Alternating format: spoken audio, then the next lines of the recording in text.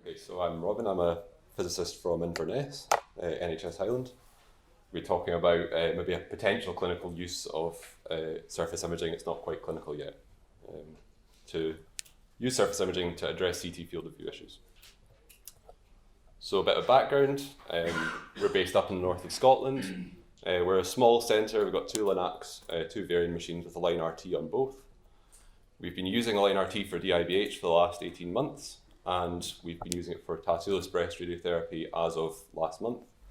My colleague's giving a talk on that later this afternoon, so I'll plug his talk, and you can save your difficult questions for him. We've got one CT sim with Gate CT, which we're currently commissioning. RayStation for treatment planning, and we also do 3D transit dosimetry for all of our patients. So this talks about CT field of view issues. What are the issues? Well, radiotherapy CT scanners often have large physical bores. 80 centimeters is typical to accommodate different anatomy, but also different immobilization devices. You need a bit of space, but if you read the fine print, you'll find that the acquisition field of view of those scanners is often significantly smaller. For example, our scanner's got an 80 centimeter bore, but the acquisition field of view is only 50 centimeters.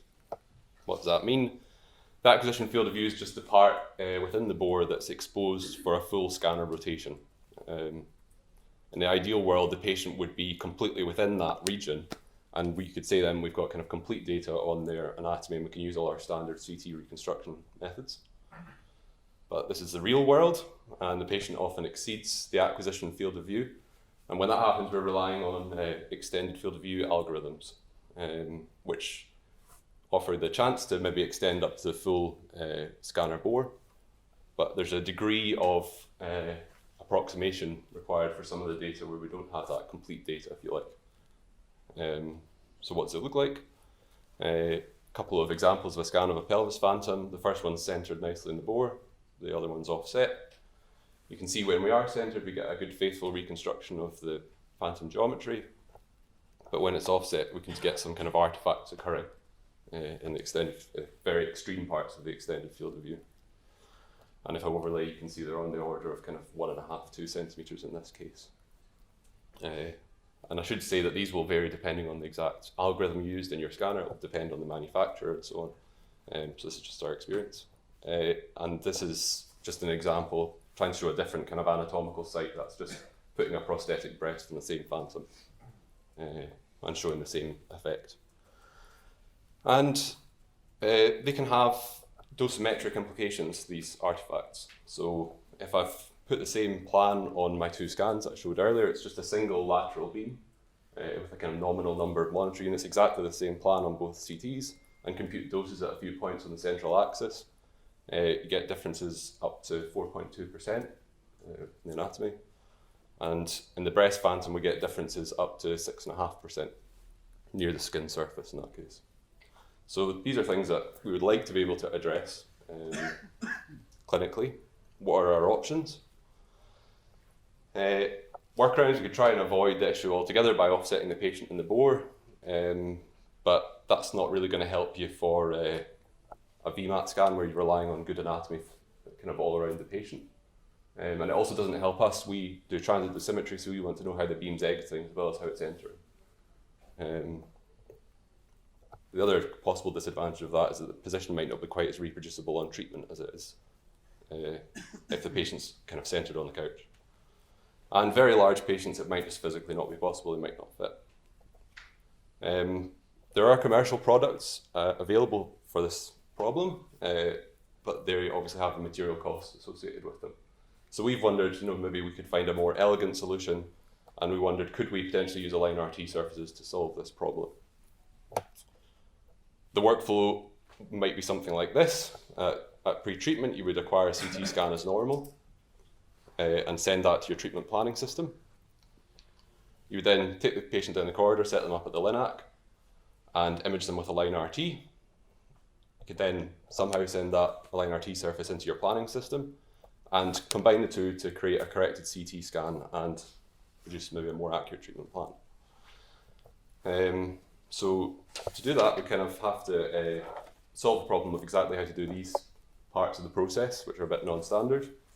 And they're not straightforward because the Align RT surfaces obviously aren't natively usable in our treatment planning system. There's no way to immediately get them in there.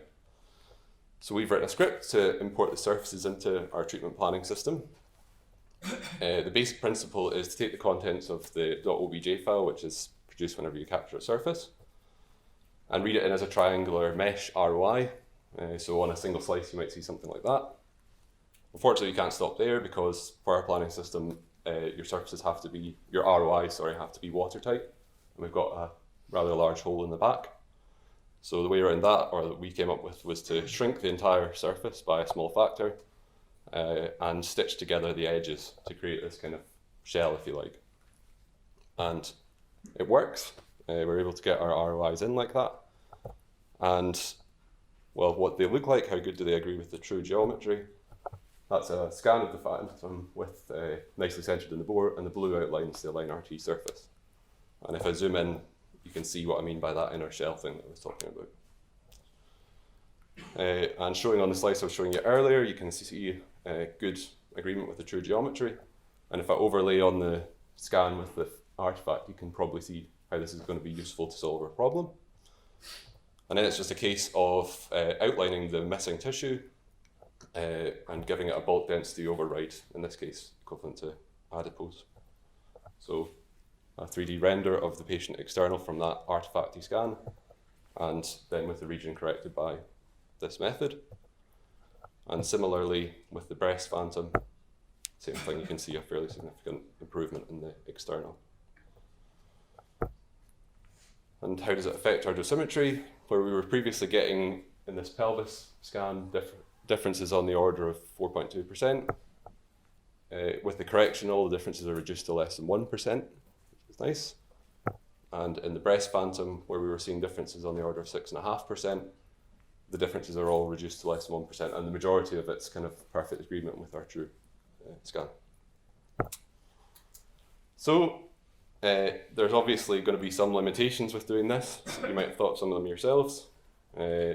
First and foremost, the camera can really only acquire the front surface of the patient, so we can only use this for a certain region. And that's a kind of fundamental limitation of using Align RT for this purpose. The second fairly major thing is that would have to move the patient from the CT scanner to the LINAC. And obviously their position might change in that time. Ideally, we would use gate CT images for this purpose, but that's something we're currently maybe looking at whether that would be possible or not. The gate CT camera has a significantly smaller field of view, so the surfaces might not be usable. And finally, Align RT has its own limited field of view issues. So the only way to get around that is to offset the patient when you're taking these, or would be to offset the patient when you're taking these surfaces. But that's not a problem, that's kind of fairly straightforward. You can just move the patient and incorporate that into the process. And you can also acquire this surface in kind of 2 or 3 parts if you wanted to and stitch them together. So summary, there's known geometrical issues with CT scans of large patients when we exceed the acquisition field of view, and they can have significant and unpredictable impact on planning calculations. There's fairly limited options currently available to address the issue, but we've shown that proof of concept that you could use Align RT surfaces to correct scans, and that they could improve the accuracy of our dosimetric calculations. So I'll thank my collaborators, Dave Porter and Steve Colligan, and thank you all for listening, and any questions or thoughts.